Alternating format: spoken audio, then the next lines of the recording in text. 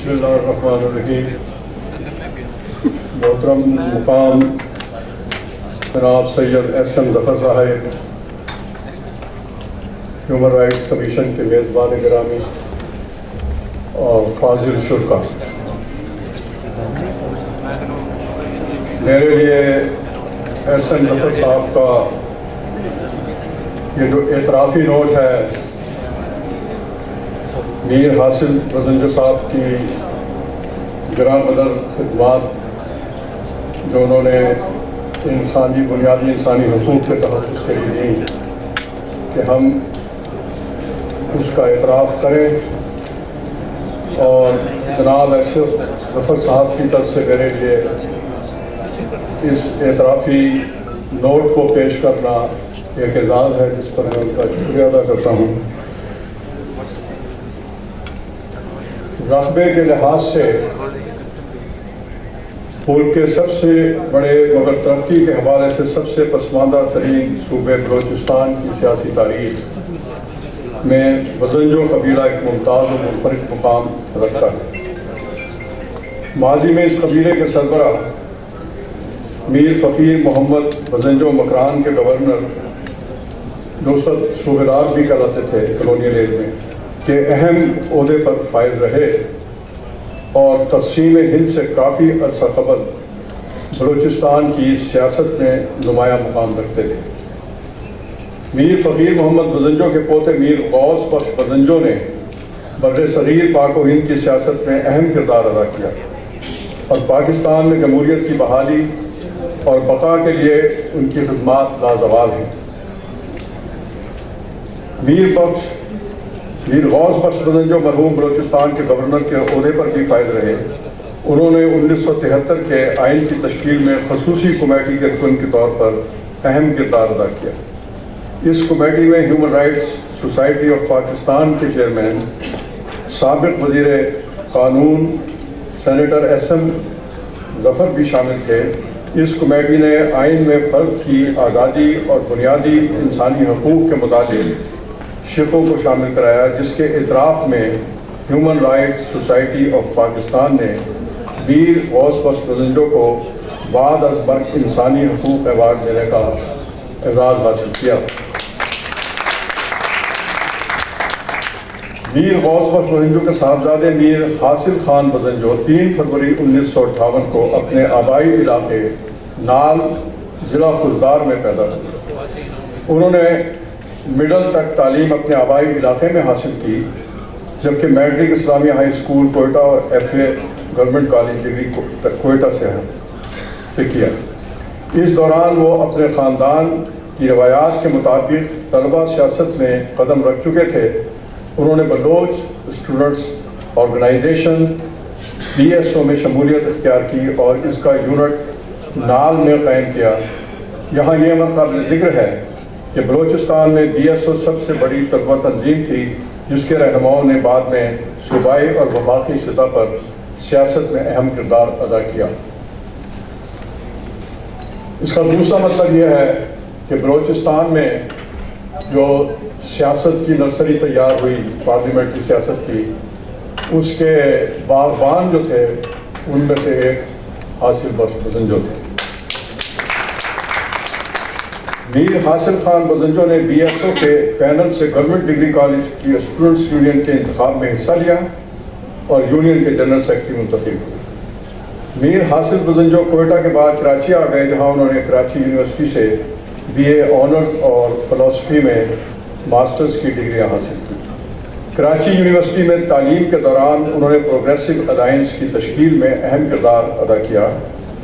یہ alliance people's students federation NSF BSO Pakhtun students federation BSF AP MSO شامل تھیں. کچھ عرصے بعد وہ یونائٹڈ اسٹوڈنٹس موومنٹ کے چیئرمین منتخب ہوئے. میر حاصل بزنجو نے اپنے تعلیمی مراحل مکمل کرنے کے بعد پاکستان نیشنل پارٹی PNP میں شمولیت اختیار کر لی، جو ان کے والد اگرامی غوث بخش بزنجو نے قائم کی تھی اور اس کا تاسیسی کنونشن لاہور میں منعقد کیا.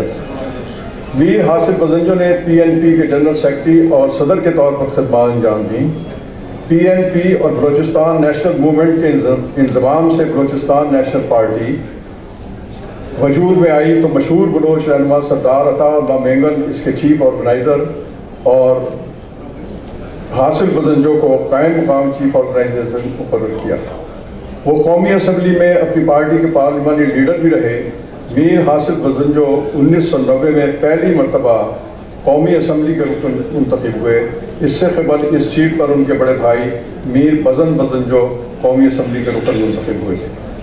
میر حاصل بدنجو 1997 میں دوبارہ قومی اسمبلی کے رکن منتخب ہوئے۔ وہ قومی اسمبلی کی اہم ترین قائمہ کمیٹیوں کے رکن رہنے کا اعزاز بھی رکھتے ہیں۔ میر حاصل بدنجو 12 مارچ 2009 کو بلوچستان سے جنرل سیٹ پر نیشنل پارٹی NP کے ٹکٹ پر ایوان بالا سینٹ آف پاکستان کے رکن منتخب ہوئے۔ وہ 2 بار مارچ 2015 میں سینٹ کے رکن منتخب ہوئے اور اپنی وفات 20 اگست 2020 تک اس عہدے پر فائز رہے۔ پاکستان مسلم لیگ کے سربراہ میاں نواز شریف کے وزارت کے دور میں حکومت کے اتحادی کے طور پر جہاز رانی اور بحری امور کے وزیر رہے۔ وزیر اعظم شاہد خاقان عباسی کی کابینہ میں بھی وہ 4 اگست 1917 سے 31 مئی 2018 تک وہ اسی عہدے پر فائز رہے۔ میر حاصل خان بدنجو نے اپنے آباء و اجداد کی نقش قدم پر چلتے ہوئے ملک میں جمہوری اقدار کے فروغ، مظلوم قوموں کے حقوق کی بحالی اور انسانی حقوق کی بازیابی کے لیے جدوجہد جاری رکھی۔ خاص طور پر بلوچستان میں جبری گمشدگیوں کے حوالے سے وہ ایک توانا آواز تھے۔ پاکستان میں عوامی حاکمیت، پسے ہوئے طبقات کے حقوق اور جمہوری اقدار کی مکمل بحالی اور آزاد اظہار کے لیے ان کی خدمات ناقابل فراموش ہیں۔ اس جدوجہد کے دوران انہیں متعدد بار قید و بند کی صعوبتیں بھی جھیلنا پڑی، لیکن وہ اپنی زندگی کے آخری سانس تک سینہ سپر رہی۔ میر حاصل خان بدنجو نے آئین کے 18ویں ترمیم کی تیاری اور منظور میں بطور رکن پارلیمنٹ میں اہم کردار ادا کیا۔ اس ترمیم کے ذریعے وفاق پاکستان کی اکائیوں کو نہ صرف یہ کہ آئینی خود مختاری ملی بلکہ قومی بنیادی انسانی حقوق کی راہ ہموار ہوئی۔